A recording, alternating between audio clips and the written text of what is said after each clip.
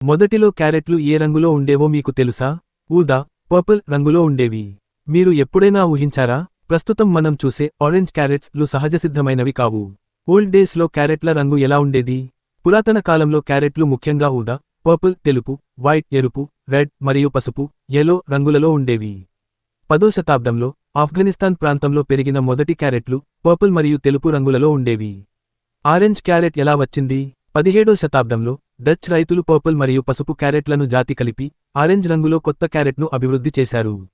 ఇది Netherlands రాజకుటుంబానికి house of orange నివాళిగా తయారైంది. కొత్త ఆరెంజ్ క్యారెట్ మృదువైన రుచితో, తీయగా ఉండటంతో ప్రపంచవ్యాప్తంగా ప్రాచుర్యం పొందింది. నేటి పరిస్థితి: మనం తరచుగా ఆరెంజ్ క్యారెట్లను మాత్రమే చూస్తున్నాం, కానీ ప్రపంచంలో ఇంకా పర్పుల్, ఎరుపు, తెలుపు మరియు నలుపు రంగుల క్యారెట్లు అందుబాటులో ఉన్నాయి. పర్పుల్ క్యారెట్లలో యాంటీఆక్సిడెంట్లు అధికంగా ఉంటాయి. ఇవి హృదయ ఆరోగ్యాన్ని మెరుగుపరచడానికి సహాయపడతాయి. మీకు ఏ రంగు క్యారెట్ ఎక్కువగా నచ్చుతుంది? కామెంట్ చేయండి.